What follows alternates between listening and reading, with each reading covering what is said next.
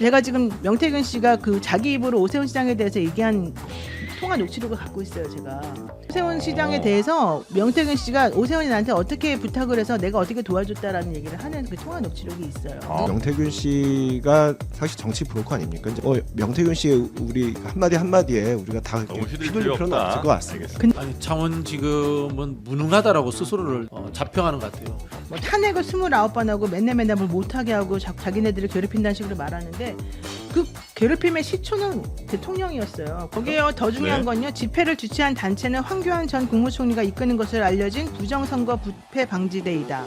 이 부방대라고 줄여서 하는데 이날 실질적으로 여기에 대해서 좀 책임을 지고 이런 거 하지 못하게끔 해야 된다고 봐요. 우리나라의 그 예전에 정치 지도자였던 분이라면 왜 이런 걸 놔두죠? 네. 한없이 가벼운 정치 토크쇼 장르만 여의도 2월 18일 화요일 순서 시작하겠습니다. 반갑습니다. 정프로고요. 오늘은 파이터들 좀 많이 모셔서 재밌는 시간 한번 꾸려보겠습니다. 국민의힘 세종시 갑 당협위원장이시죠? 류재화 위원장님 어서 오십시오. 네, 반갑습니다. 네, 반갑습니다. 감사합니다. 네, 괜찮으시겠어요? 이 파이터분들이랑 오늘 파이팅 있게 좀 부탁드리겠습니다. 네, 열심히 해보겠습니다. 알겠습니다. 민주연구원 박진영 부원장님 어서 오십시오. 네, 부드러운 남자 박진영입니다. 절대 싸우지 않습니다. 안 건들면 안 묵니다. 안 건드릴게요. 안 건드리면 아무 일도 일어나지 이제까지 않는다. 우리 장르만 여의도에서 제가 이제 목소리 높였던 게 늘 저기 상대분이 먼저 도발을 해서 그렇지 제가 먼저 네. 그런 적은 한 번도 없습니다. 그런가요? 네. 선방은 없다. 네, 절대 대신, 선방은 없습니다. 대신 이제 공격이 들어오면 이제 그때부터 원점 타격이다. 막 그렇지도 않죠. 얼마나 부드러운 사람인데. 요즘 중도화 전략, 유연화 전략. 요즘 유연화. 이게 민주당의 기본 컨셉입니다. 알겠습니다. 박진영 부원장님 그리고 요즘 핑크빛 루머가 많이 돌고 계신 노영희 변호사님 어서 오십시오. 네, 안녕하세요. 네, 반갑습니다. 루머죠? 아유. 근거 없죠? 아유. 근데 별로 이렇게 기분 나빠하진 않으시는 것 같은데. 네. 오랜만이잖아요 이런 일이.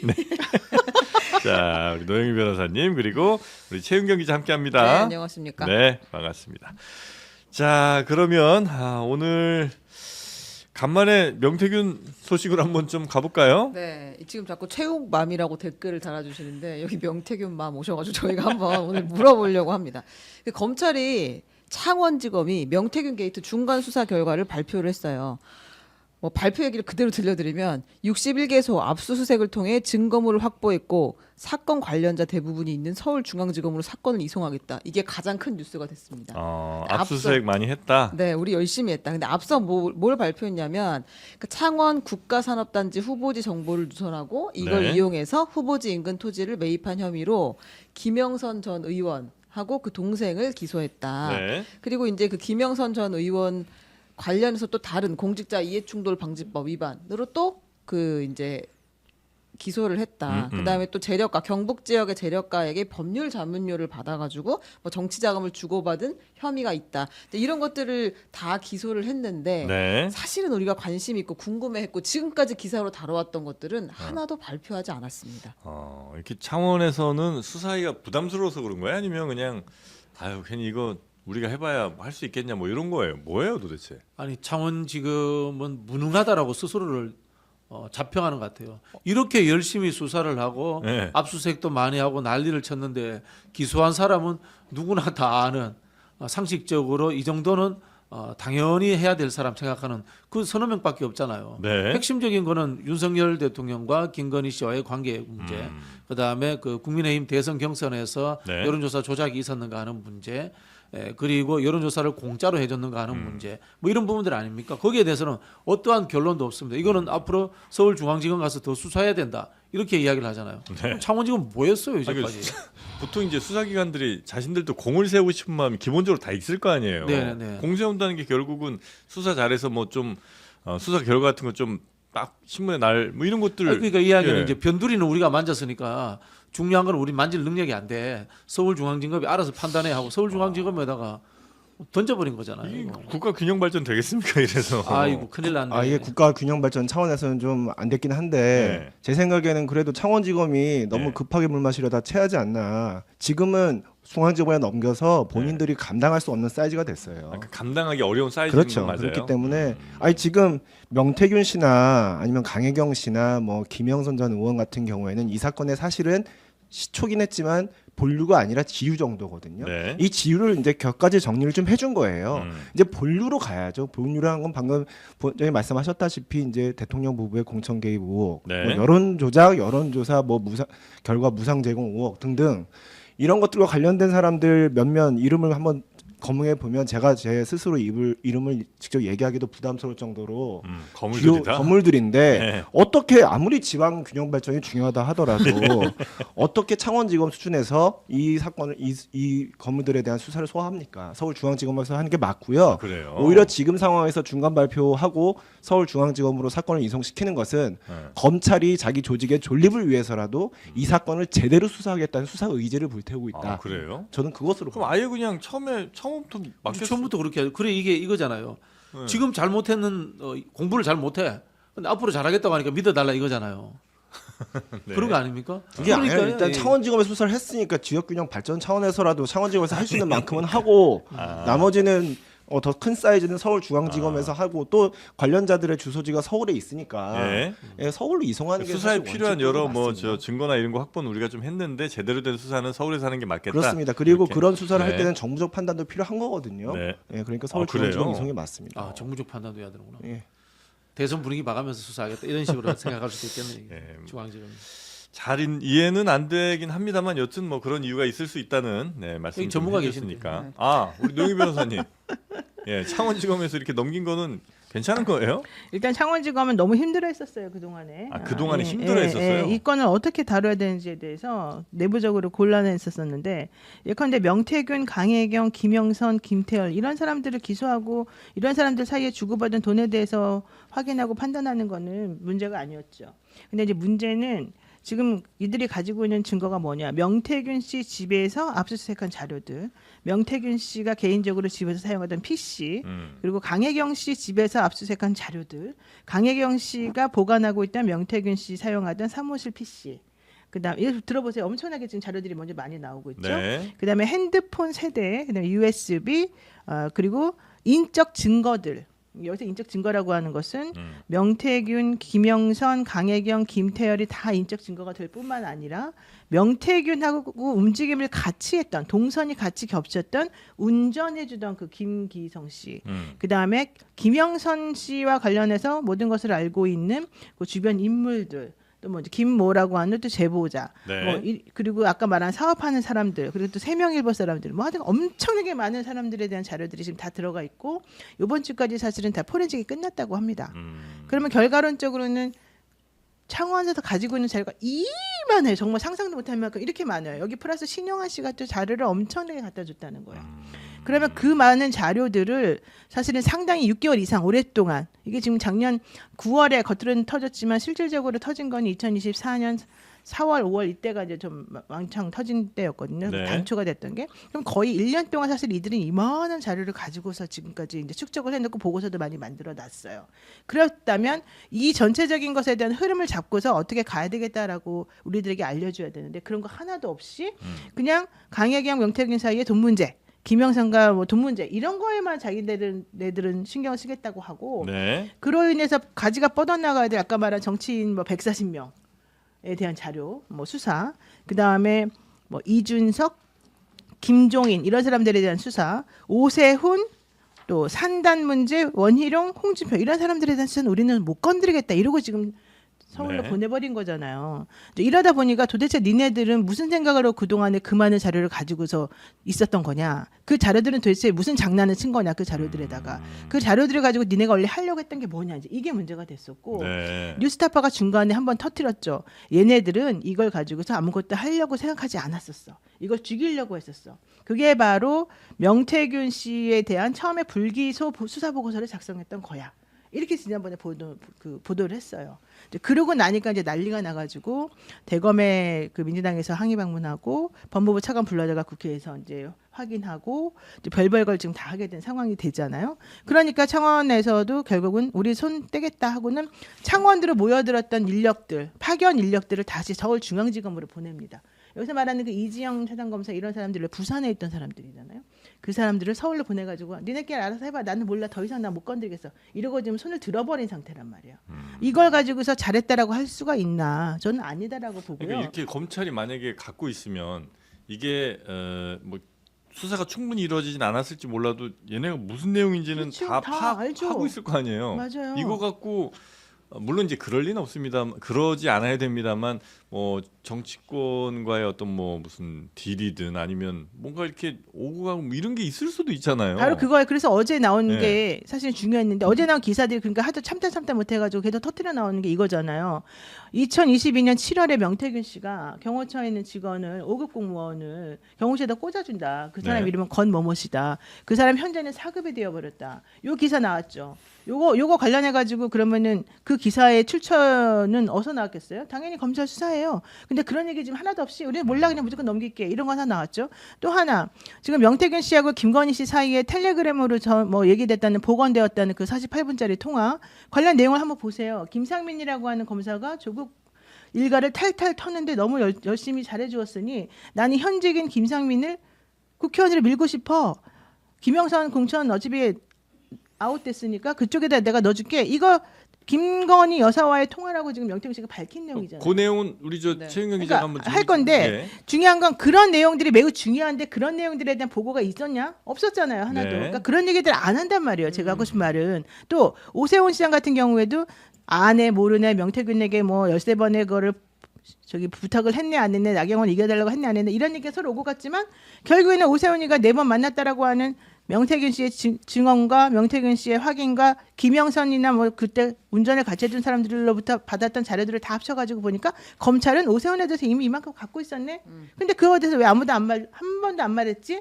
지금 이런 식으로 지금 얘기가 네. 다 들어가는 거예요. 그러니까 지금까지 어제 나온 것만 해도 벌써 3개, 4개 굵직굵직하게 나왔는데 그거에 대한 내용 하나도 없이 우리는 무조건 창원에서 중앙으로 넘깁니다. 이래 버리니까 너무 무책임하다 이 사람들. 네. 그동안 들고서 뭐 했냐. 간 보다가 결국에는 이거 더 이상 뭉개지 못할 것 같으니까 넘겨버린 거 아니냐. 이런 얘기가 나오는 거죠. 네. 조직의 존립을 위해서라도 아까 얘기하셨잖아요. 검찰이 이 수사를 잘 해야 한다라고 이야기하셨는데 그러면 지금 가지고 가는 것의 의도가 적어도 그 김건희 뭐 윤석열 부부를 소환 조사하겠다 이런 정도의 의지는 갖고 있는 저는 그런 거예요. 의지를 갖고 물론 윤석열 대통령 같은 경우에는 현직 대통령이기 때문에 그 지금 수사할 수 있는 범위가 제한되죠. 네. 네, 그런 문제는 있지만 김건희 여사는 그렇지 않기 때문에 김건희 여사에 대한 수사는 저는 굉장히 직접적으로 강하게 이루어질 수 있다. 예전처럼 뭐 다른 어떤 빌미를 준다거나 비판의 빌미를 준다거나 하는 일 없이 중앙지검이 제대로 수사할 것이다. 저는 그렇게 예상하고 있습니다. 왜 그렇게 할 거라고 생각하세요? 왜냐하면 네. 지금 이 명태균 민주당에서는 명태균 특검법을 지금 제안한 상태고요. 네. 그리고 이 의혹 관련해서 계속 뭐 조금씩 방금 노영희 변호사님 말씀하셨다시피 언론에 새어 나오는 여러 가지 의혹들이 있는데 네. 이거에 대해서 지금 완전히 규명이 안 된 상태로 창원지검이 너무 사이즈가 커지니까 이걸 중앙지검에 보냈다고 말씀드렸잖아요. 이런 상황에서 중앙지검이 국민의 어떤 국민적 의혹을 해소하지 않은 상태로 어설프게 수사를 한다? 그럼 과연 검찰이라는 조직이 버텨낼 수 있을까요? 그건 너무 당연한 것 같고요. 저희 그냥 뭐 기억 단순한 기억에는 지난 뭐 명품백 사건이라든지 아니면 주가 조작 이때도 사실 국민적인 의혹이나 아니면 야권에서의 계속된 문제제가 있었음에도 검찰이 조금 되게 약한 모습을 좀 보여주지는 않았었나요? 뭐 그런 측면이 있었죠. 그런 예. 비판도 많이 있었고요. 하지만 지금은 국면이 다르지 않습니까? 김건희 여사 리스크는 윤석열 정부 내내 사실 어떻게 보면 안고 있었던 리스크고 네. 그에 관해서 이제 한동훈 전 대표와의 갈등도 이제 김건희 여사로부터 비롯된 측면이 있는데요. 지금은 검찰이 중심으로 해서 12월 3일 그 계엄 사태에 대한 수사를 굉장히 적극적으로 해왔고 저는 그 연장선상에서 지금 국면이 바뀌었기 때문에 명태균 의혹과 관련된 수사도 서울중앙지검에서 제대로 할 것이다. 김건희 여사에 근데- 대해서도 성의 없이 잘 할 거다. 근데 결국 그 수사했던 그 사람들이 아무런 발표도 하지 않고 그대로 그냥 중앙으로 옮겨가는 것밖에 안 되는 거잖아요. 지금 7명이. 이거에 대해서 제가 아까도 잠깐 덧붙이고 싶었는데 네. 그 검찰 그게 수사기관이 그게 창원지검이 하나의 수사기관으로서 결과를 발표하려면 종지부를 찍어야지 지금 이제까지 저희가 수사한 법인이 이것까지다 그걸 일일이 사람들한테 다 알릴 필요가 없습니다. 종지부란 뭐냐면 누구는 기소하고 누구는 불기소하고 이건 무혐의 처리하겠다라는 그런 내용만 발표를 해야 되는 것이지 네. 이제까지 수사한 내용을 시시콜콜이 다 국민한테 보고할 필요는 없는 거예요. 수사가 얼마큼 되는지에 대해서. 예, 지금 말씀하신 부분들은 네. 서울중앙지검 최종 결과 발표를 보면 아실 일입니다. 네. 너무 성급하게 판단할 필요 유주엽 없습니다. 변호사님 검찰 편을 들어야 드실 이유는 없을 것 같은데 특별히 제가 누구 편을 드는 게 아니라 제가 아, 있는 네. 그대로 말씀드리는 거예요. 아니 좀 이렇게 생각하시면 돼요. 과연 그런 검찰의 공정과 정의를 믿어야 되는가? 김건희가 영부인으로 힘이 있을 때는 핸드폰 맡겨가면서까지 제대로 출장 수사도 안 했던 사람들, 그게 서울중앙지검이에요. 네. 그죠? 그 서울중앙지검에다가 명태균이 수사권을 맡겼는데 이제는 정권이 무너질 것 같으니까 이 검사들이 하야나처럼 김건희를 물어뜯을 것이다. 우리가 지금 이런 예측을 하고 있는 거 아닙니까? 네. 이게 과연 대한민국 검찰이 만든 공정과 정의와 상식이 맞느냐라는 이야기를 해보고 싶은 거예요. 자기의 조직 보위를 위해서. 네. 그런 조직을 우리는 또 믿고 저 사람들이 힘들 때 우리를 물어뜯던 하이에나인데 저 사람들이 힘 빠지니까 상대방을 물어뜯으니까 저 하이에나 이제는 또 살려줘야 돼. 이렇게 우리가 생각을 해야 됩니까? 이게 과연 공정과 정의인가요? 이런 저는 근본적인 문제를 던지고 싶고요. 네. 그렇기 때문에 검찰을 못 믿는다는 거예요. 저는 검찰이 윤석열, 김건희 부부를 뭐 어떻게 진짜 갈기갈기 물어뜯다가 수사를 하더라도 네. 아무리 잘하더라도 믿어서는 안 되는 조직이다. 왜? 힘의 논리에 의해 가지고 충견이 됐다가 시녀가 됐다가 다시 그 사람들을 물어뜯는 이런 것이 과연 국가기관으로서 존재하는 게 맞느냐라는 근본적인 질문을 던지는 거예요. 네. 그렇기 때문에 결국은 특검으로 갈 수밖에 없다. 아니 그리고 이런 거예요. 우리가 검찰한테 시시콜콜 얘기하라고 한 적이 없어요. 우리가 얘기하는 거는 니네가 그렇게 오랫동안 이 사건을 가지고 있었으면 그 가지고 있었고 자료도 그렇게 많다고 하고 의문점들이 이렇게 많이 여러 사람 입에서 나온다고 한다면 그 의문점들의 대강의 흐름이나 그동안 니네가 도대체 뭘 했는지는 알려줘야 되는 게 아니냐. 그게 바로 수사 결과 중간 발표라고 하는 것의 의미다. 지금 이걸 물어보는 건데 그런 건 하나도 없이 그냥 우리 그동안 자료 이렇게 많이 쌓아놨는데 그냥 여기 대해서 한마디도 안 하고 넘길게. 근데 그 넘기는데 또 따라가는 사람들은 바로 여기서 수사했던 그 사람들이야. 이렇게 말을 하면 그럼 도대체 다들 자연스럽게 따라오는 의문이 그럼 도대체 당신들이 1년 동안 뭐 했어요? 그동안에 왜 가만히 있다가 이제 와서 절로 옮긴대요? 이거는 시간을 끌기 위한 꼼수밖에 안 되는 거 아닌가요? 게다가 특검하고 관계는 어떻게 할 건데요? 이런 당신들 이렇게 많이 자료 갖고 있고 또 이렇게 그 사람들이 다 올라가서 중앙에서 이제 컨트롤 받아서 할 테니까 특검하지 말라는 얘기인가요? 이렇게 물어볼 수밖에 없는 거잖아요. 네. 다만 이제 류재화 위원장께서는 이제 충분히 수사가 좀 돼 있더라도 발표하는 것, 그 마지막 마침표 찍는 것은 창원이 아닌 서울중앙지검에서 할 수도 있고 그렇다고 해서 창원이 안 한 건 수사를 안 하거나 뭐 대충 했다는 건 아니라고 생각을 하신다는 거죠. 그렇습니다. 네. 예. 네. 자 그리고 김건희 여사하고 명태균 씨와의 문자 또 주요 정치인들과 명태균 씨와의 어떤 뭐 회동 뭐 이런 얘기들도 있던데 그것도 한번 좀 정리해 주실까요? 네, 수사 결과 발표를 보고 명태균 씨가 답답했던 것 같아요. 왜냐면 본인이 공개를 했으니까. 네. 명태균 씨 측이 지난해 2월 김건희 여사랑 마지막으로 통화한 48분 분량의 통화 복기 내용을 공개를 했습니다. 이게 2월 16일부터 5차례, 6차례에 걸쳐서 이루어진 통화 내용을 복기를 한 것이라고 하는데요. 이제 김건희 여사가 총선 전이잖아요. 2월이면. 네. 그때 이렇게 얘기했다고 합니다. 김상민 전 부장검사가 조국 수사 때 고생을 많이 했다. 의창구 국회의원이 되게 도와달라라고 했고 네. 명태균 씨가 아니 평생 검사만 하고 지역을 모르는 사람에게 공천을 주면 진다라고 반대를 했다고 합니다. 네. 김건희 여사 다시 박완수 경남지사에게 김상민 검사를 도우라고 했다. 친윤계인 이철규, 윤한홍 의원이 보수 정권 이래 최다석을 우리가 얻을 것이라고 했다. 이렇게 얘기를 했다고. 이게 이제 지난 총선 얘기죠. 네, 그렇습니다. 거의 최수석 얻은 네, 그 그렇죠, 선거에. 그렇죠. 네. 근데 이제 요거에 대해서 윤한홍 의원하고 박완수 그 경남지사. 지사는 통화한 적이 없다, 소통한 자체가 없다라고 일단 부인을 한 상태입니다. 네. 이 상황 판단이 아주 썩 현명하진 않았던 것 같다. 네, 그리고 이제 김상민 네. 그 전 검사를 너무너무 시키고 싶었나 봐요. 이렇게까지 막 이제 반대를 하는데도 반드시 이 사람 만들어 줘야 된다라고 이야기를 했고 또 김상민 전 검사도 그때 좀 과하다 싶을 정도로 미리 선거운동을 해가지고 문제가 됐었죠. 현재 검사인 상황에서 신분으로 계속 이제 안부 문자, 지역민들한테 안부 문자를 보내기도 했고 그리고 이분 이제 큰절 사진으로 한번 이제 인상적인 장면을 남겼던 그런 분입니다. 네. 나중에 징계도 받았잖아요. 네, 징계받았어요. 그렇습니다. 신기한 게 대검에서부터 징계받은 거 아닙니까, 그죠? 네. 그러면 이제 검찰 내부의 선후배들하고도 상의가 제대로 안 된 상황에서 네. 먼저 현직 검사가 가서 출판 기념회하고 그럼 누구한테 낙점을 받았느냐, 누구한테 조언을 받았느냐, 그러니까 이렇게 뭘 볼 수- 믿고 그랬냐 뭘 이게 믿고 중요하죠. 그랬느냐 이런 거죠. 뭘 믿었는지는 우리가 다들 짐작은 하고 있으나 말하진 않는. 그랬는데 이번에 확인이 되는 거죠. 네, 네, 네. 아, 여사를 믿었던 거 아니냐. 네, 네, 네. 자, 그리고 명태균 씨, 오세훈 시장 또 그 후원회장으로 알려진 그 사람 세 명이 같이 자리를 가졌던 모양이죠. 네, 지금 이거는 좀 조금 더 수사가 진전이 되면 확실하게 알 수 있을 것 같은데 지금 중앙지검이 할 것이 윤석열 대통령 부부의 공천 개입, 그다음에 이제 그 당내 경선 여론조사 결과 조작, 그다음에 여론조사 무상 제공 뭐 이런 것들이잖아요. 여론조사 비용 대납. 근데 그 중에 이제 오세훈 그 시장이 네. 그 자신의 후원자인 김 씨와 함께 명태균 씨를 만났다라고 명태균 씨가 이제 진술을 한 만나서 거예요. 뭐 했다는 건 별로 없었어요. 그러니까 오세훈 시장이 먼저 연락을 했다는 거죠. 네. 우리 그 나경원과 나 사이에서 내가 이기는 조사가 필요하다. 그러니까 서울로 빨리 올라와 봐라. 이렇게 얘기해서 명태균 씨가 올라갔고 그 조사가 필요하다는 이야기를 해서 본인이 이제 했고 네. 그때 들었던 돈은 후원 회장인 김 씨가 따로 줬다라는 게 명태균 씨의 지금 주장인 거예요. 그러니까 네. 강동, 강남, 뭐 강서 이런데 네 군데 500명씩 샘플 뽑아가지고 네가 한번 조사를 해봐라.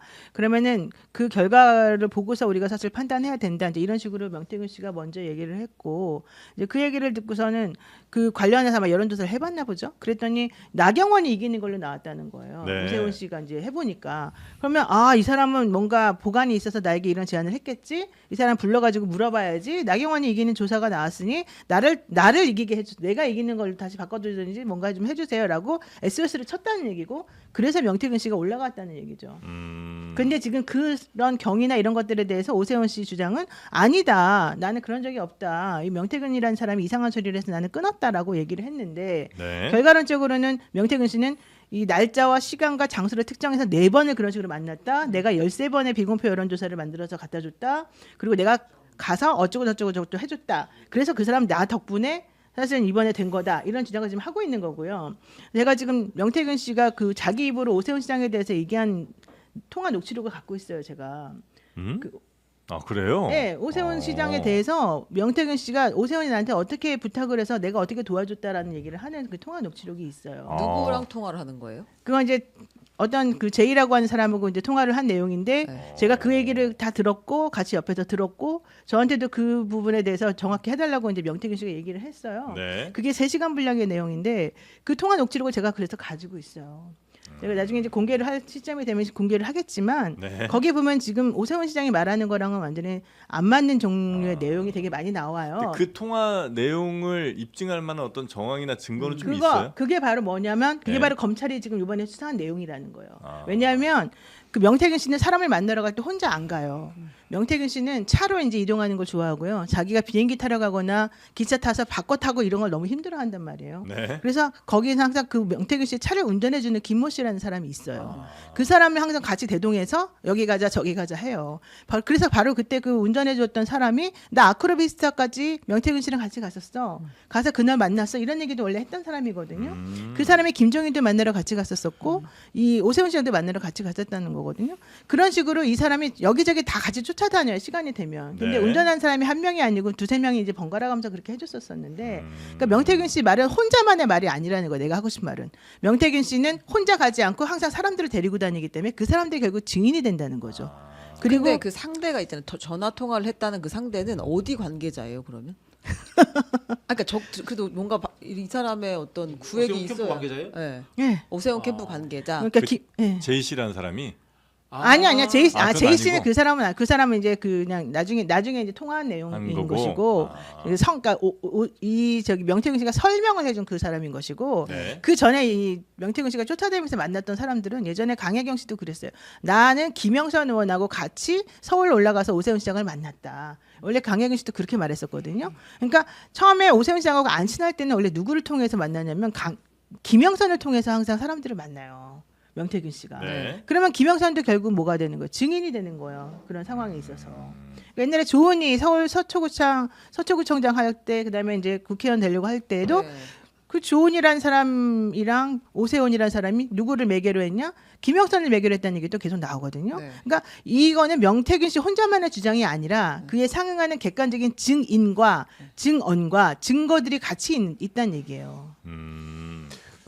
제 생각에는 이제 그 방금 말씀하신 이제 그 의혹 자체도 서울중앙지검의 수사 대상이 될 텐데요. 그렇겠죠. 지금 일단은 여러 가지 명태균 씨가 사실 정치 브로커 아닙니까? 이제 본인이 무슨 얘기를 하는 뭐 모든 말을 우리가 다 진실이라고 가정하고 거기에 대해서 우리가 평가할 필요는 없을 것 같고 네. 그리고 맞아요. 오세훈 그건 시장 맞아요. 스스로도 본인이 빨리 좀 수사를 해달라 나도 너무 억울하다라고 하고 있는 상황이기 때문에 서울중앙지검에서 이 의혹에 대해서는 철저하게 수사가 이루어질 것으로 봅니다. 그리고 네. 명태균 씨가 제3자가 누군지는 모르겠으나 그냥 얘기를 했다 그게 다 증거로서 가치가 있는 건 아니고요.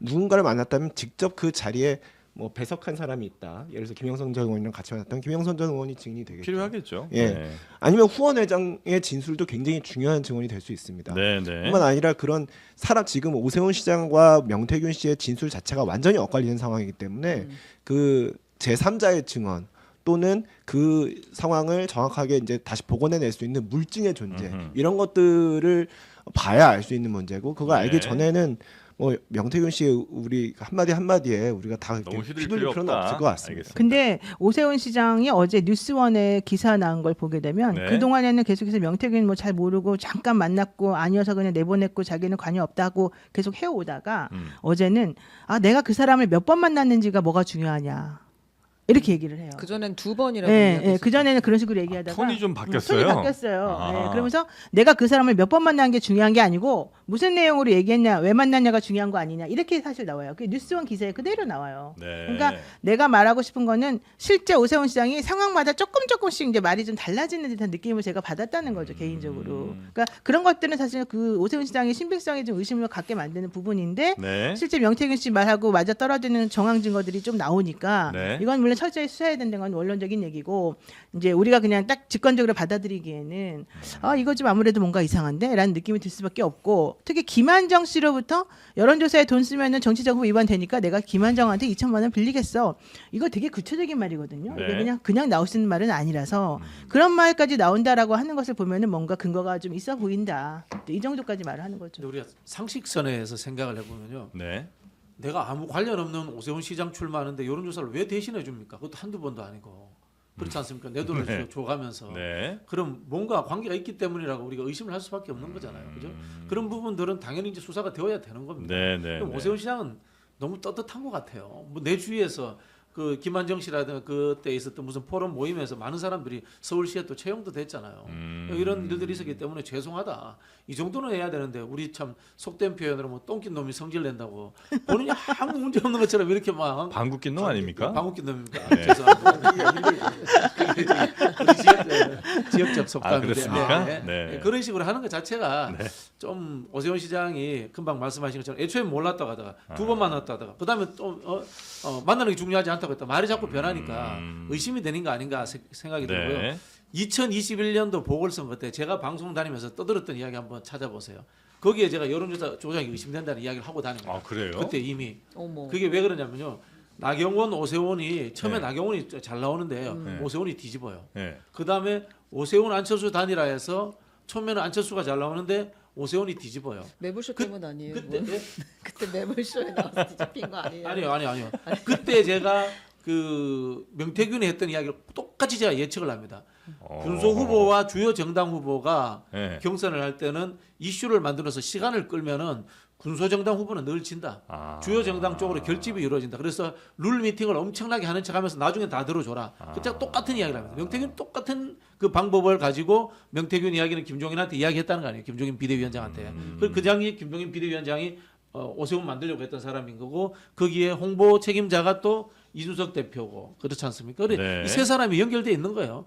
그래 예를 들자면 오세훈 시장이 난 명태균 직접적으로 몰라 이렇게 이야기하더라도 김종인 비대위원장이라든가 또는 이준석 대표를 통해서 보증을 받은 사람으로서 네. 저는 만났을 가능성이 충분히 있다고 봅니다. 역시 민주당의 제갈공명.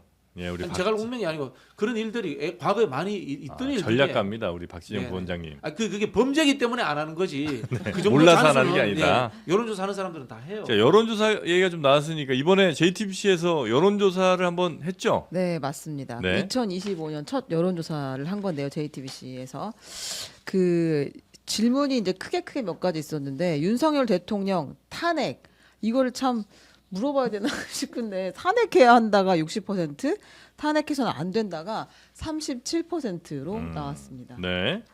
그리고 네. 네, 조기 대선이 치러질 경우에 정권 교체를 위해 야당이 당선되어야 한다가 53%, 정권 유지를 위해 여당이 당선되어야 한다가 36% 이렇게 나왔고요. 30 한 6, 7 요 정도 3분의 1 정도가 강력한 지지층이신가 하는 생각이 좀 들긴 하네요. 네. 그리고 이제 중도층을 상대로 한 여론조사가 그래도 좀 주목해 볼 만한데 네. 내가 중도층이다라고 대답한 사람 중에서는 정권 교체를 해야 된다는 응답이 59%, 그다음에 정권 유지해야 한다는 응답이 30% 나왔고요. 네. 그리고 이제 부정 선거에 대해서 공감을 한다라는 대답이 36%가 나왔습니다. 공감하지 않는다는 60%. 또 36%예요. 네, 그리고 헌법재판소 공정성 있다 없다? 문제 제기에 대한 공감은 37%, 비공감은 60% 네. 이렇게 나왔습니다. 근데 이거 약간 이게 지금 모집단이 1000개 언저리잖아요. 네. 아마 이 중에 그냥 아주 굳건한 360명이 있는 거 아닌가 싶어요. 그냥 로레이터를 다 모집 못했는데 네. 이분들이 부정선거도 공감하고 정권도 유지해야 되고 헌법재판소도 문제가 있고 탄핵도 반대하고 이제 계속 그 숫자가 아닌가 싶은 생각이 듭니다. 개요는 저희가 이제 여기 화면으로 공개합니다. 네. 정당 지지율도 나왔어요? 네, 정당 지지율도 나왔는데 민주당 41%, 국민의힘 36% 또 36 이에요. 나왔습니다. 네. 이분들은 이제 그냥 끝까지 가는 분들인가 봅니다. 네. 자, 이 여론조사 결과 JTBC 여론조사 결과는 혹시 우리 어떻게 보셨습니까, 원장님은? 일단 대한민국이 네. 정치권 때문에 참 위기다 이런 생각이 드는 게요. 네. 일상적으로 정당 지지율이 이렇게 높게 나오면 안 되는 거예요, 이거는. 음? 이게 총선 때 이 네. 결과를 하면 이렇게 나오거든요, 보통. 근데 보통 이제 이 평상시에. 정당 지지율이 평상시에는 어떻게 나오면은 여당은 한 30% 정도 나와요. 네. 그리고 야당은 한 20, 한 3, 4% 나오고. 원래 그게 예, 정상이에요? 원래 이게 정상이에요. 근데 지금 대한민국 국민 모두가 정치에 과몰입돼 있어요. 네. 과몰입돼 가지고 지금 1년 사시사철이 대통령 선거야. 이게 왜 이렇게 됐나 생각을 해보면은 윤석열 대통령 탓이에요. 첫 번째는 윤석열 대통령이 아니 뭐 계엄했고 불법 내란 이렇게 했다 이런 걸 떠나가지고 네. 대통령 선거가 끝났는데도 야당을 계속 때리는 거야. 검찰 동원해가지고 수사하고 야당 대표 죽일로 만들고 이러니까 국민들이 지난 2022년 대선 끝났는데도 현장으로 못 돌아가고 정치에 지금 얽매여가 있는 거예요. 그런가요? 국민 모두가 피곤한 상황이야 사실은. 거기에다가 그 종편들 저기 뭐야 수준 떨어지는 패널들 데리고 나와가지고 맨날 싸움 붙이고 있지 않습니까? 이게 어떻게 보면 저도 출연하지만 저도 수준 떨어지는데 패널이라고 저 스스로 생각하는데 이거 국민들 피곤하게 지금 만들고 있는 거예요 지금. 그래요? 우리 종편이 다 망쳤어요. 종편이. 반성 수준 높여야겠습니다. 패널로서 반성합니다. 아니 진짜 그 MBC 100분 토론 정도 되는 이 정치 토크 안 되면 못하게 해야 돼요 진짜. 이거 뭐 심각한 문제라고 지상파주의자, 봐요. 이거 뭐 요즘 요 아니, 종편이 지상파라는 게 오셔가지고 아니라 우리는 수준이 높지. 장르만 열정. 나는 이제 우리 우리가 얼마나 패널을 엄선하는데 욕 엄청난 먹으면서. 수준이 높은데. 근데 왜 출연료 적게 아유, 주냐 이 우리 말이야 내 말로. 기자는 진짜 그러니까 고생하는데. 출연료를 많이 줘야지 그거 저기 뭐 갑자기 급 출연료 그래 100분 토론은 출연료가 좀 비싸긴 해요. 그렇게 여기보다. 하죠. 출연료 우리도 그럼 인상을 그냥 수준료 빌드업으로 받을게요, 그래요. 진짜 실제로 심각한 문제라고 봐요. 백분토론 요즘도 그 봉투에 넣어서 줘요? 현금? 아니에요. 아니에요? 야 요새는 계좌로 요즘- 줘. 바꿨어요? 옛날엔 끝나면 옛날에 바로 봉투로 줬잖아. 현금을 딱 맞아요. 넣어서 봉투를 줬어요. 아니 그러니까 정치 프로도 줄이고 아니, 1,000원짜리까지. 봉투 드릴게요, 집에 정치 갈 때. 프로도 줄이고 그다음에 패널 수준도 높이고 출연료도 높여줘가지고 네. 실제로 국민들이 객관적으로 판단할 수 있는 걸 줘야 되는데 이 헌법재판소 문제를 왜 여론조사를 붙여요? 이건 법률적인 문제잖아. 그렇지 않습니까? 제가 죄송합니다. 늘 문제를 삼지만은 네. 그다음에 계엄의 문제도 마찬가지요. 계엄에 찬성하느냐 반대하느냐. 계엄에 찬성하면 안 되지 국민들이. 그걸 왜 여론조사를 붙이란 말이야. 네. 그게 지금 우리 언론들도 굉장히 잘못하고 있다는 걸 제가 지적하고 싶은 거예요. 알겠습니다. 법률적인 문제와 정치적인 문제를 섞어가지고 대한민국 국민들을 막 이렇게 세뇌시키기가 너무 피곤하게 만들고 그러니까 있어요. 여론조사가 뭐 이 여론조사는 아닌데 하여튼 다른 여론조사 보면 진짜 말씀하신 것처럼 물어볼 건 아닌 것 같은 걸 물어보는 경우가 종종 있더라고요. 본인이 대출 1순위 아니면 제가 경호에 수용하겠습니다. 네. 아니 박진영 부원장님 말씀 듣고 제가 많이 공감이 되는 게 네. 실제로 아니 탄핵할지 말지 탄핵 여부 그리고 헌법재판소 절차가 뭐 공정한지 아닌지 뭐 이런 문제에서 이걸 여론조사 이게 정치적으로 재판하는 게 아니잖아요. 결국 법원에서 헌법재판소 심판정에서 이루어지는 일인데 이걸 마치 정치 재판처럼 여론조사를 하면 몰아갈 수밖에 없어요. 그렇게 되면 서로 더 여론조사에 적극적으로 응답해서 마치 우리가 이겨야 뭐 탄핵이 인용되거나 기각되는 것처럼. 네네. 그리고 이거 자체가 이제 뭐 정치에 사업하든 사법에 정치하든 그런 애매모호한 문제를 만들어서 오히려 국론 분열을 일으킨다는 측면에 제가 아주 격렬하게 공감하고요. 그래 격공. 예, 격공. 그리고 모든 국민이 정치에 과몰입한 상태라는 것도 맞습니다. 근데 이제 그 원인을 윤석열 대통령이 뭐 대통령 된 이후에 계속 어떤 정치적으로 야당 때리기?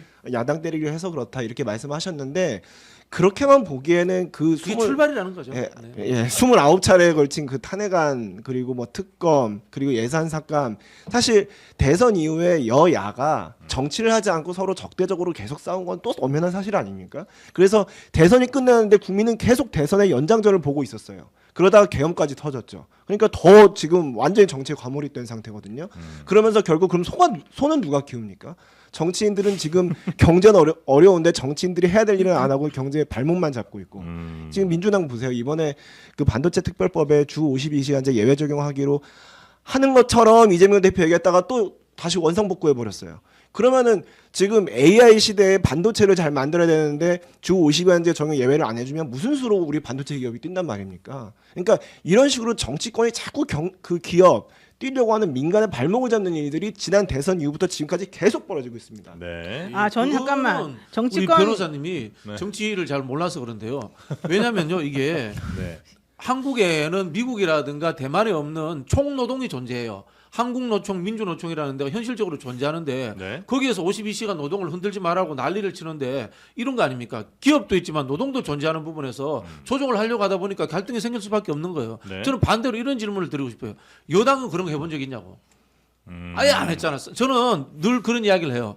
윤석열 정부의 발목을 잡는다 그러는데 발목이 없어. 이 정부는 한계 있어야 발목을 잡지. 하물며 박근혜 정부도 창조경제론도 있고 이명박 정부는 또 녹색성장론이 있고 그러니까 뭘 싸울 거리가 있었어요. 경제 네. 정책으로. 근데 이 정부는 싸울 거리조차도 안 만들어주는 거야. 의대 정원. 아예 의대정원, 글로벌 그러니까. 공급망 확충 있잖아요. 글로벌 공급망 확충. 아니, 민감한 관계니까. 어쨌든 중요한 거는 나는 정말 이런 말씀 하실 때마다 제가 반론을 제기하고 싶은 걸 꾹꾹 참았는데 뭐 탄핵을 29번 하고 맨날 뭘 못하게 하고 자꾸 뭐 자기네들을 괴롭힌다는 식으로 말하는데 그 괴롭힘의 시초는 대통령이었어요. 국무위원들 선발하고 그 청문회 올릴 때마다 정말 제대로 된 이 사람 한 명도 없이 올려가지고 인사청문회 가가지고 몽땅 다 망가져서 절대 안 됩니다라고 아무리 해도 내 맘대로 할 거야. 자기 맘대로 다 지금 올렸잖아요. 국무위원들 지금 대부분이 다 그런 사람이에요. 제일 대표적인 인물이 김문수 고용노동부 장관 같은 사람이잖아요. 근데 그런 사람이 지금 대선 후보 1위감으로 지금 그쪽 당에서 나오고 있는 지경에 이르렀잖아요. 게다가 지금 탄핵을 뭐 너무 많이 했다 그러는데 탄핵을 안 할 수 있는 상황이 아니었잖아요. 그때 당시에 한명숙 그 전 총리에 대한 수사에서 혹은 뭐 죄수를 데려다가 위증을 시켰다는 얘기부터 시작해가지고 지금까지 나온 것들 중에 뭐 하나 제대로 좀 뭐 판결이 났다거나 수사가 제대로 이루어졌다거나 이 사람들 괜찮다라거나 이런 말 할 수 있는 사람이 아무도 없었잖아요. 게다가 경제 얘기도 좀 잘하셨는데 지금 도대체 이 정부 들어와가지고 경제가 뭐가 지금 진행이 되고 있습니까? 경제 정책이라는 게 도대체 있습니까? 오로지 미국에서 돈 달라면 돈 갖다 주고 일본에서 뭐 하라고 뭐 하는 거 이런 거밖에 사실 하나도 없었잖아요. 그럼 그런 와중에 당신이 잘했어요. 우리 아무것도 안 하고 있을게. 이렇게 해야 되는 게 야당의 역할은 아니잖아요. 그러니까 당연히 할 수밖에 없는 건데 그런 것들을 얘기 안 하고 자기네들이 계속해서 먼저 문제를 만들어내고 빌미를 제공하고 이런 것들은 아무것도 없어요. 그냥 오로지 그걸 지적하는 상대방의 문제야. 그러면서 너네들 때문에 내가 비상계엄 선포할 수밖에 없어. 이런 얘기를 지금 하고 있다고요. 이게 도대체 무슨 짓이냐고요. 지금 2년 반 동안 대한민국이 얼마나 망가졌는지 보면 부끄럽지 않습니까? 1분 드립니다. 빨리 하세요. 오늘 주제 만약에 네. 관계 조용히 없는 변호사님 얘기는 말씀이 네. 맞다면 지금 정당 지지율이 이렇게 안 나와요. 지금 비상계엄이 벌어졌잖아요. 네. 그 비상계엄이라는 거는 전 국민이 다 받고 그거는 위헌적이고 위법적인 비상계엄을 했단 말이에요. 그런데 우리 국민의힘이 배출한 저도 지난 총선 때 윤석열 정부 성공시키겠다고 온 거리를 돌아다닌 사람이에요. 뭐 이해합니다. 예, 근데 국민의힘 지지율, 민주당 지지율 보세요. 이 JTBC 여론조사 결과도 그렇지만 다른 여론조사 보면 비등비등합니다. 그 이유가 뭔가요? 그러면 이건 뭐 국민의힘만 잘못했고 민주당 괜찮고 민주당만 잘못했고 국민의힘 괜찮고 그 얘기가 아니거든요. 아까 부원장님 말씀하신 것도 그런 취지였잖아요. 누가 먼저 잘못했냐, 누가 더 잘했냐 이 얘기를 따지자는 게 아니라 정치에 과몰입된 이 상태가 지금 일상을 살아가고 있는 시민들한테 하등 관심 없는 일들이고 이게 지금 뭐 트럼프발 관세 전쟁 이런 것들이 지금 생겨나고 있고 고환율 고물가에 지금 장바구니 물가 계속 올라가고 있는데 네. 정치권이 그 얘기 안 하잖아요. 여기도 우리 계속 정치 과몰입된 얘기만 하고 있잖아요. 네, 여기 그런 거에 대해서 정치 얘기- 과몰입층이 매일매일 시청하는 예. 방송. 아니, 말씀을 드리고 싶습니다. 아니 지금 제가 말한 거에 대한 반론을 제기하기 위해서 네. 그러면 지지도를 얘기한다. 그럼 아까 우리 기자님 얘기했잖아요. 36%는 항상 존재하더라. 이렇게 물어봐줘. 36% 이렇게 물어봐줘. 36% 이 36%는 콘크리트 지지층이 있더라. 그들이 잘하든 못하든 무조건 지지하는 사람이라는 거예요. 예컨대 이제 그렇게 이렇게 엮어가지고 얘기하면 안 돼요. 지지율로 해석할 수는 없단 말씀이신 것 이야기도 같고요. 좀 일리가 있는데 제가 네. 이건 좀 오래 살아봐야 아는 이야기야. 이게 왜 그러냐면요. 나이 자랑 갑니까 지금? 왜냐면은 예. 나이는 사실 자랑이 아닌데 그게 뭔가면은 한국을 이제 정당 일체감이라는 우리 용어를 써요 정치학에서. 이게 뭔가면은 나는 태어날 때부터 디마크레시다. 나는 태어날 때부터 리퍼블리칸이다. 이런 이야기를 하거든. 네. 미국에서 그런 이야기를 하는데 미국 이론인데 우리도요 정당 일체감이 60%가 넘어요. 그게 뭐냐면 진짜 한국의 나쁜 거 고질적인 지역주의가 존재하는 거야. 내가 태어난 출신 지역에 의해 가지고 나는 어느 정당을 정당해라는 게 네. 대한민국 국민들 중 한 30% 이상이 정해져 버려요. 이게 현실인 거예요. 나쁜 거지만은. 네. 그런 나쁜 관행들. 그 다음에 또 뭐가 있냐면은 소득과 학력 이런 거에 통해서 또 정해져 버려요. 이런 부분들 쫙 정해져 버리면은 이 우리가 보면 이런 거 물컵이 두 개 있는데 파란 컵, 빨간 컵이 있는데 담을 수 있는 양이 늘 정해져 있어. 파란 컵은 원래 47% 이상을 못 담아. 빨간 컵도 47% 이상을 못 담아. 이렇게 정해져 있는 거야 이게. 이게 사실은 깨부숴야 되는 문제예요. 아무리 잘하고 못하고 잘하고 못하고 그런 이게 문제면 네. 근데 이게 과거에는 그래도 잘하기 경쟁이 하다못해 노무현, 이회창, 뭐 이명박 이때까지만 해도 잘하기 경쟁이 돼서 이명박 대통령 지지율도 잘 나갈 때 60%서 갔어요. 네. 노무현도 70%씩 갔어. 근데 어느 순간에 아무리 잘해도 50%를 못 넘기는 상황이 된 거야. 이건 뭐냐면은 악마적 프레임을 상대방에게 덮어 씌우는 거예요. 제가 정말 살다가 이런 정부는 처음 보는 게 여당이 자기 뭘 하겠다는 플랜카드를 건 적이 없어. 여당이 늘 야당 욕하는 플랜카드만 걸어. 이러니까 네. 저 민주당 잘했다는 게 아니고요. 민주당도 똑같이 같이 싸울 수밖에 없는 상황으로 내몰리는 거예요. 우리 과거에 이제 지역주의 이야기하면서 이런 이야기예요. 피해자주의 지역주의와 공격적 지역주의가 차이가 있다는 이야기를 하거든요. 네. 저 호남 같은 경우는 5.18 민주화 운동 당시에 짓밟혔단 말이에요. 그러니까 저항감이 생길 수밖에 없는 거야. 그 지역주의는 어느 정도 인정을 해줘야 되는 거예요. 근데 다른 쪽에서의 지역주의는 또 다른 개념인 거예요. 그렇게 봤을 때는 지금 여당이 잘하고 있느냐 야당이 잘하고 있냐면 상대적으로 여당이 더 못하고 있는 거고 네. 정부 운영이 너무나 엉터리였다는 거예요. 지금도 이제 비판을 하시지만 국민의힘이 반도체법 이재명 비판할 게 아니라 국민의힘이 주도해서 해야 되는 뭘 거예요. 사실은. 하겠다는 얘기를 해야 된다. 주도해서 해야 되는 거예요. 연금개혁도 네. 국민의힘이 주도해서 해야 되는 거예요. 여당이라면은. 근데 너무 주도하지 못하는 우리 거야. 야당 일을 하고 저희가 있어요. 주도를 여당이. 하고 싶은데 국회가 다수당이 민주당이어서 혼자 주도할 수가 아니죠. 없어요. 당정협의하면은 그걸 제안을 할 수 해야지. 있어요. 제안을 제안을 했죠. 하고. 제안을 했고 협의를 하고 지금도 당정 협의하고 있잖아요. 그리고 여야 협의도 하고 있고. 근데 대통령이 약간 야당을 너무 무시했다는 혹시 의견에 대해서는 공감을 좀 하세요? 아니면 그 정도면 뭐 대통령도 할 만큼 했다고 판단하세요? 저는 대통령이든 민주당 우리 국민의힘이든 민주당이든 지난 2022년 대선 이후 지금까지 정치가 없었다고 생각합니다. 예, 그래서 그거에 대해서는 뭐 국민의힘에 몸담고 있는 사람 여야 저도 좀 다 그랬다. 예, 다 마찬가지라고 생각하고요.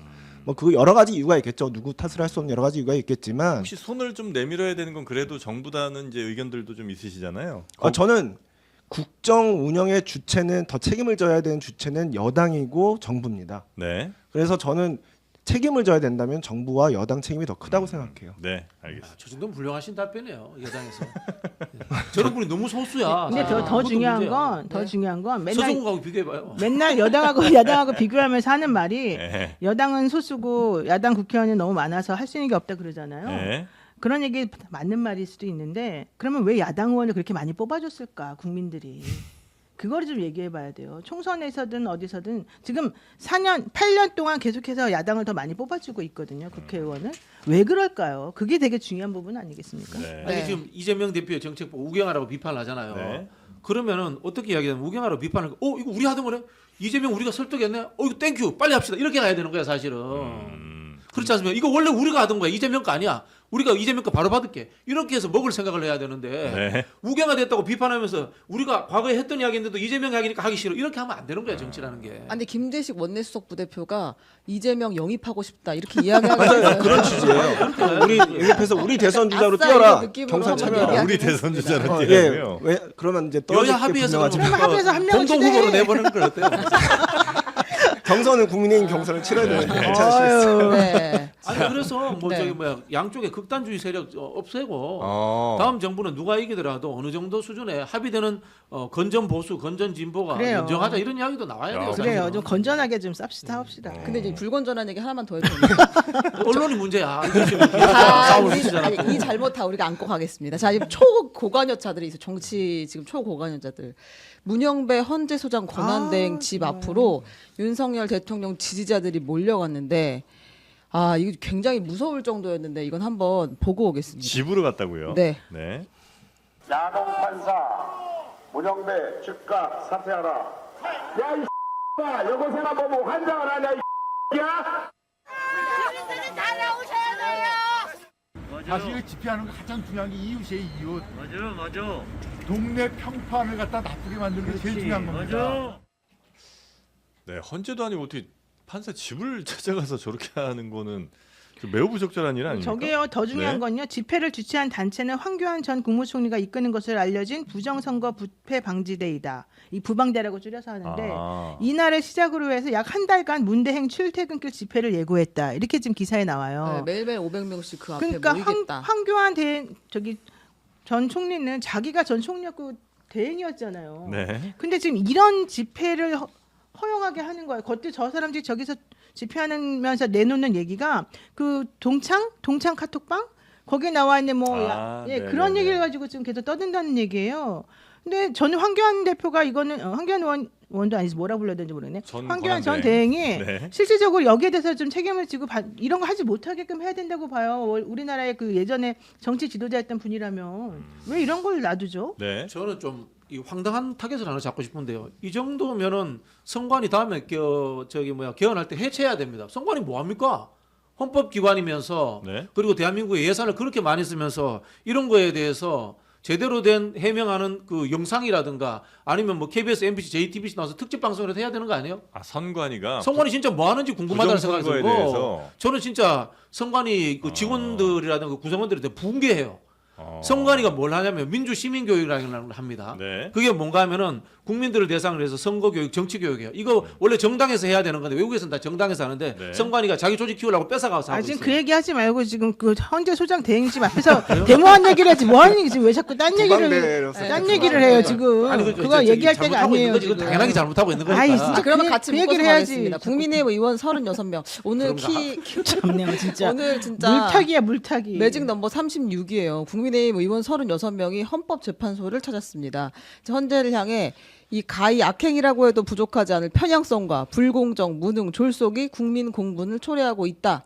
헌법재판관과 국회 대리인단 측 특수관계 의혹도 있다라고 주장을 했습니다. 헌재 흔들기를 하여튼 너무 전방위적으로 심해요. 하고 너무 있는 심해. 그런 상황인 것 같고요. 네. 아까 부정선거 얘기 잠깐 꺼내주셨으니까 그러니까 선관위가 저도 말씀 들어보니까 선관위 심각합니다. 진짜 네.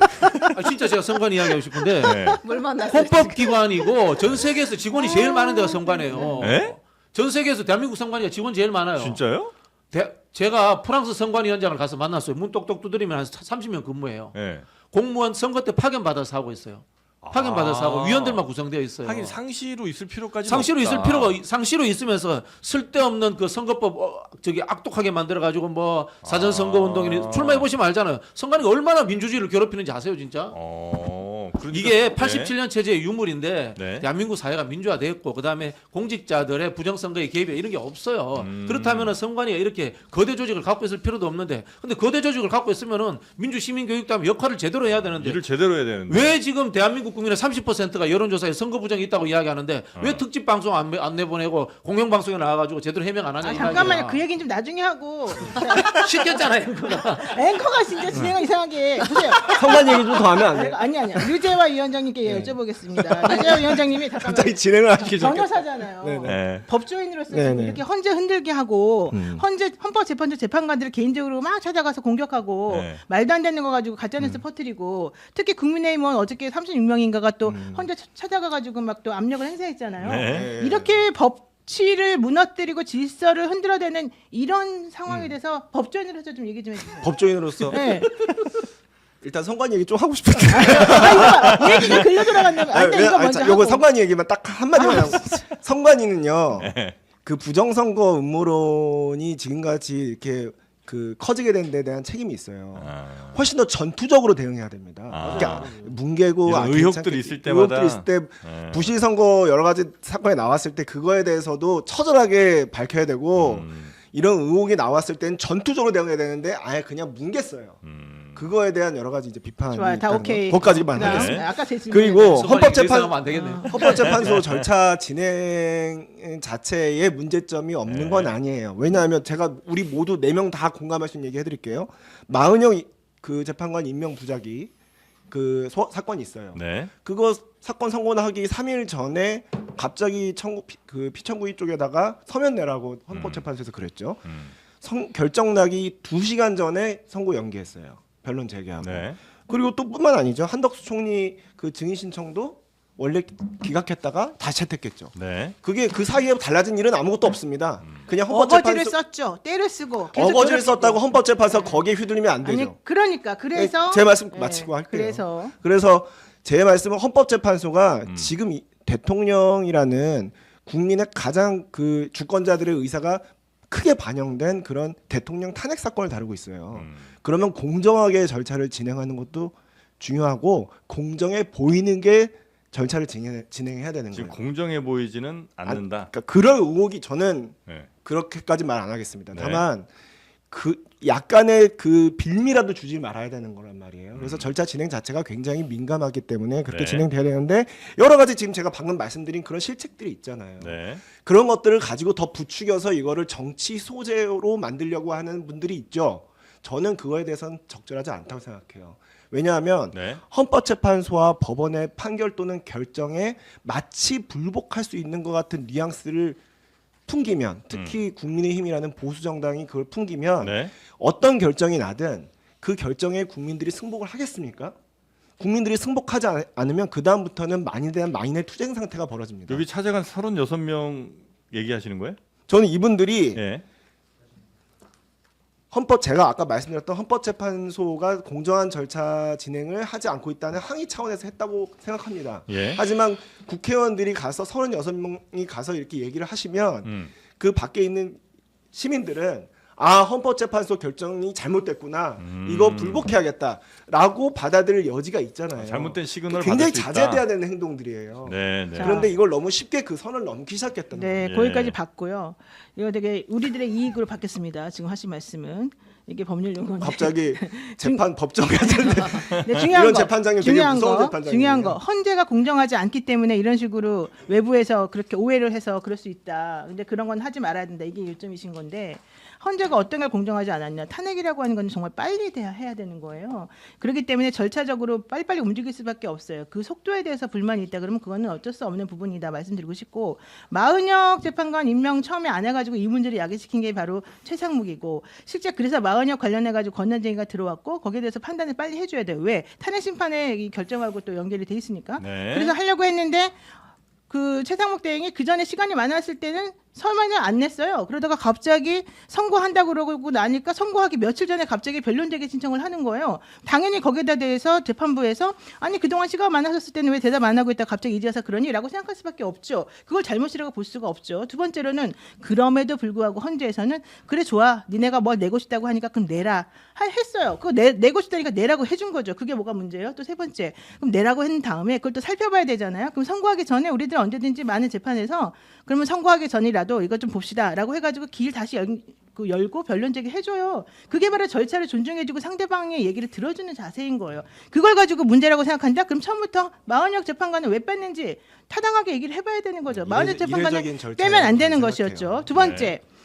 윤석열 대통령 방어권 너무 많이 지금 받아주고 있는 중인데도 불구하고 계속해서 방어권이 어쩌고 저쩌고 얘기를 하고서 인권위까지 이제 들쑤셔가지고 난리를 치고 있습니다. 자 여기에 대해서 조지호 경찰청장 자기가 안 나오는 거예요. 지금 몇 번이나. 근데 헌재에서 나오라고 그랬는데도 안 나오는 사람은 어떻게 하겠어요? 그 사람 지금 안 걸려가지고 힘든데 어쩔 수 없는 거죠. 그랬더니 조지호 왜 안 부르냐 난리를 치고 있습니다. 또 하나 국무총리에 대해서는 사실 할 말을 별로 들을 말이 없다고 그건 판사가 판단하는 거예요. 우리 재판하다 보면 누구 증인 신청해달라고 그랬을 때 재판관이 다 받아주지 않아요. 자기네가 판단해요. 그건 소송 지휘권인 거예요. 어쨌든 그럼에도 불구하고 또 이 윤석열 측에서 해달라고 하니까 20날 정해가지고 그럼 나오세요. 당신이 그렇게 원하면 내가 해줄게요. 해준 거잖아. 뭐가 문제예요? 자기가 해달라고 해서 해주는데. 게다가 아니, 홍장원. 오랜만에 오셨다고 너무 지금 랩하시는 것 같은데. 아니 이게 되게 중요한 부분이라고 해서 자꾸 네. 방어권 어쩌고 얘기하고 예. 자꾸 말이 안 맞는다고 하니까 내가 네. 답답해서 그랬던 거고 홍장원 차장에 대해서도 그동안 얘기 되게 많이 했거든요.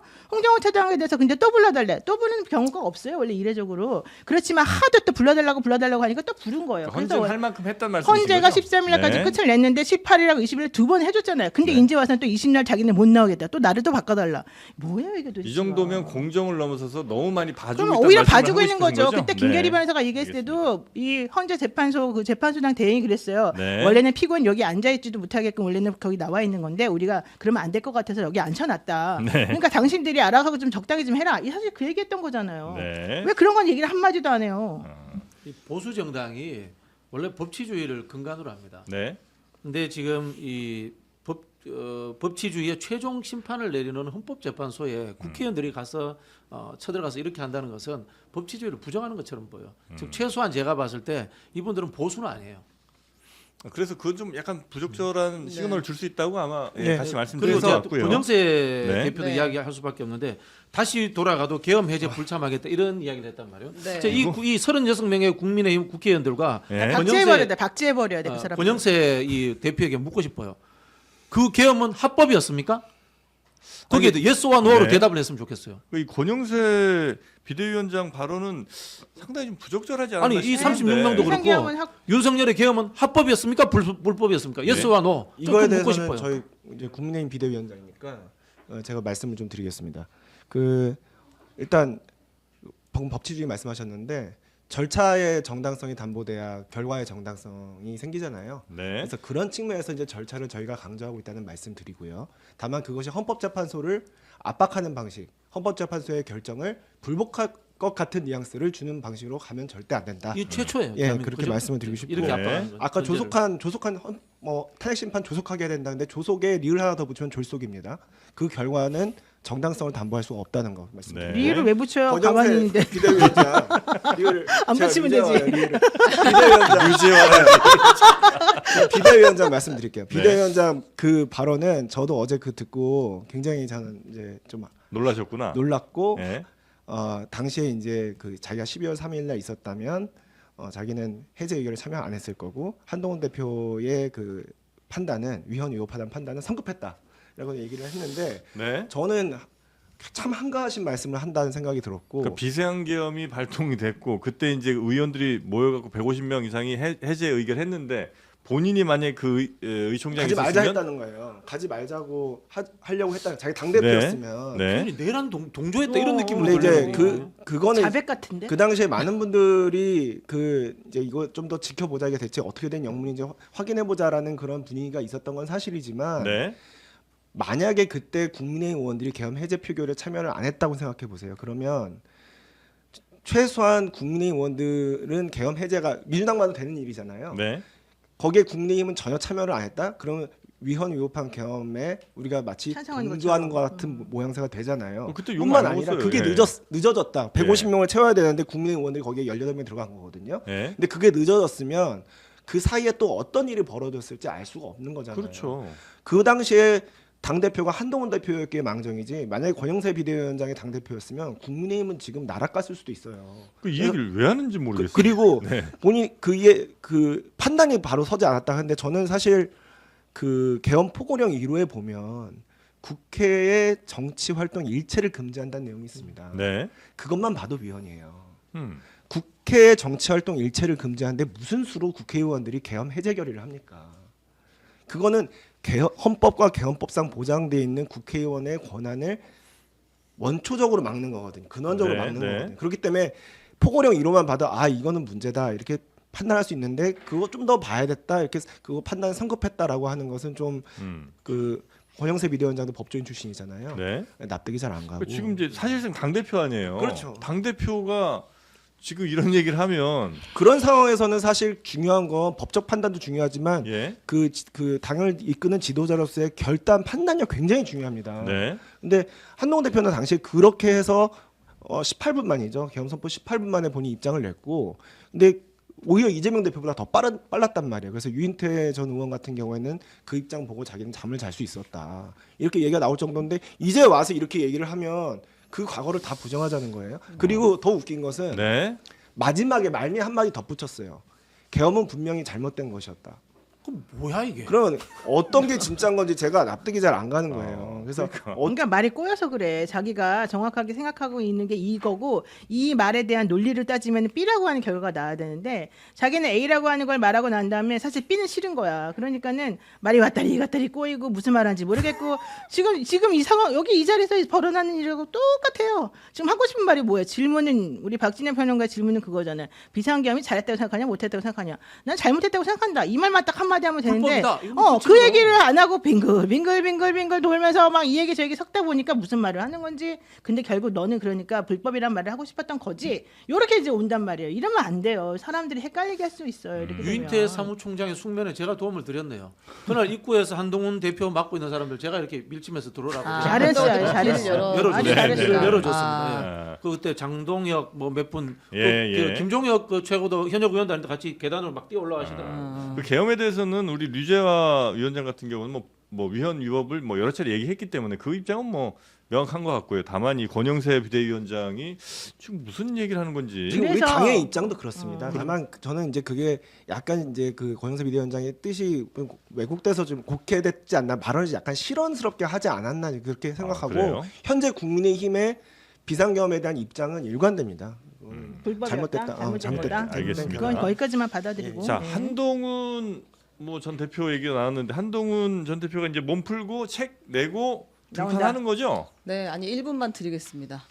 어떤 거? 한동훈 다른 평은 안 들어도 될 것 같고. 네. 친한이에요? 네, 네, 친하게. 아니, 언더 73입니다. 아, 언더 그래서 73. 네, 1분 드립니다. 네. 우리는 오버 73이라. 그 한동훈 대표가 이제 한 2달 정도 어떻게 보면은 정치 일선에서 잠시 이제 물러나 있었는데 뭐 복귀라고 하긴 그렇고 이제 재등장 시점이 가까우는 것 같습니다. 그 동안에 많은 분들 만나 뵙고 그리고 본인 스스로 지난 어떤 짧았던 그리고 또 이제 또 밀도 있었던 그런 정치 경험을 돌아보면서 성찰해 보면서 생각을 좀 정리하셨다고 네. 합니다. 그래서 이렇게 책으로 복귀를 할 것 같고요.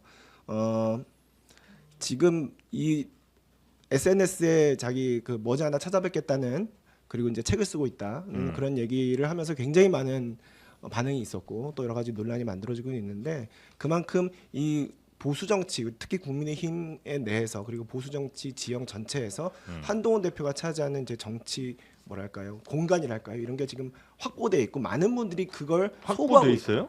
예, 저는 확보돼 있다고 생각해요. 왜냐하면 지금 저 같은 입장을 다른 데서 잘 못 들으시잖아요. 예. 그러니까 이거는 근데 이런 입장을 듣고 싶어하는 국민들 많이 계시거든요. 아. 우리 국민의힘 내에서도 많이 계십니다. 네. 그러니까 이 공간은 열려 있어요. 다만 이것을 이분들의 그 마음을 대변할 사람이 많이 없을 뿐입니다.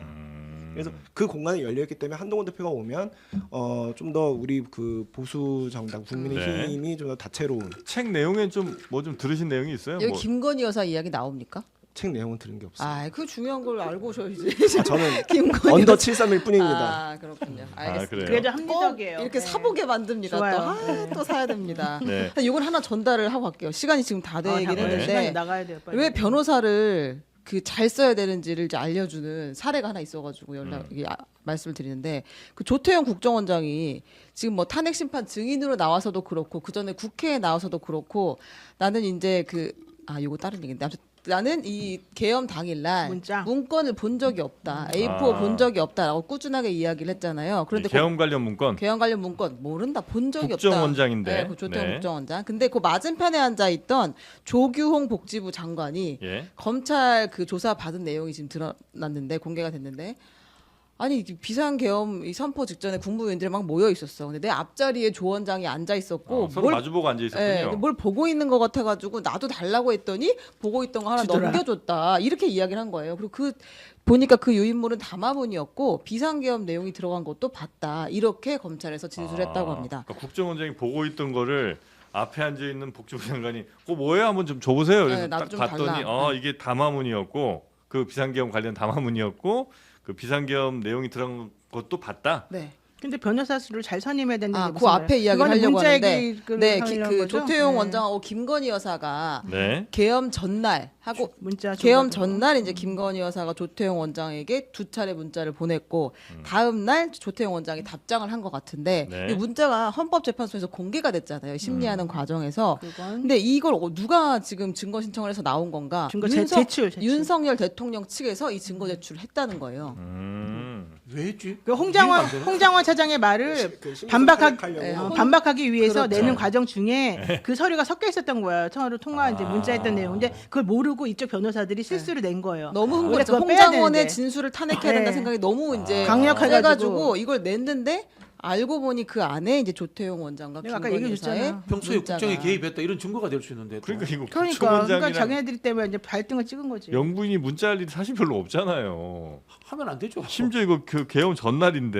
근데 어쨌든 변호사들이 잘못한 건 맞아요. 네, 그러니까 그때. 변호사를 잘 써야 한다. 그 대통령 변호인단이 엑스맨 아니냐라는 그런 얘기가 있죠. 지금 다 엑스맨 행동하잖아. 네, 그런데 실제로 변호사가 증거를 제출할 때는 그 증거 다 봐야 돼요. 혹시 의뢰인한테 불리한 게 있는 점 다 확인해야 되는데 그거를 지금 너무 마음이 급했나? 마음이 급했던 건지 확인도 안 하고 그냥 확인도 안 하고 넘겨버린 제출을 거죠. 해서 오히려 그게 재발등 찍은 부수적인 거지. 어떤 뭐 그걸 이렇게 두 분 같이 훌륭한 변호사들은 윤석열 변호인 안 하실 거니까 실력 있는 사람 아니 여기는 할 생각이 있겠죠. 아니 없으신 없어? 것 같아. 저는 세종에 있어가지고 거리두기합니다. 거리두기. 갑시다, 왔다 이제. 갔다 네. 알겠습니다. 자 시간이 또 다 이거 안 됐으니까. 먹어요? 이거 아 맞아. 이거 아유, 한 시간 아유, 내내 고맙습니다. 먹었어. 네. 이미 힘이 먹었어. 방송이 떨어져가지고. 협조적입니다. 아유 생각보다. 고맙습니다. 박진영 원장님도 사랑하는 알부민 2090 울트라 맥스 네 장르만 쇼핑몰에서 2월 중 아무거나 구매하신 분들 중에 저희가 추첨을 통해서 2090 알부민 울트라 맥스를 보내드리기도 하고요. 아니면 요거 직접 사 드시고 싶은 분들은 쇼핑몰 안에 있으니까 장르만 쇼핑몰 한번 들어가 보시면 네, 되겠습니다. 여기 보세요. 더불어행복당님께서 노영이 먹는 거 뭐지? 나도 먹고 싶어지네. 내가 먹은 거 보고 지겠다는 게 중요해. 맛있어요. 네, 요즘에 이 알부민 2090 때문에 사람들이 그 병원 가서 링거 같은 걸 안 맞는다는 거예요. 이거 하나 먹으면 되는데 굳이 내가 비싼 돈 내고 왜 링거를 맞냐? 이걸 먹으면 링거 맛이 나요? 링거처럼. 아니 먹어요? 링거 맞은 것처럼 힘이 난다는 겁니다. 알았어. 네, 변호사님 다음 주에도 나오세요? 변호사님? 유지아 변호사님이요? 예. 아니 이제 한 그래요? 분은 오늘 사회를 와봤습니다. 보시고 한 분은 섭외를 해서 뭘 합니까? 아, 이렇게 상대로 마음에 드셨던 모양이죠? 아니 저희 뭐야 이제 훌륭한 이야기 그래도. 아, 그래도 굉장히 상식적인 대화가 오갈 수 있었다. 이게 본인에게 욕일까 칭찬일까 생각해봐야 돼. 자, 상식적인 대화 다음 주에도 한번 기대해 보겠습니다. 세 분 대단히 고맙습니다. 고맙습니다. 감사합니다.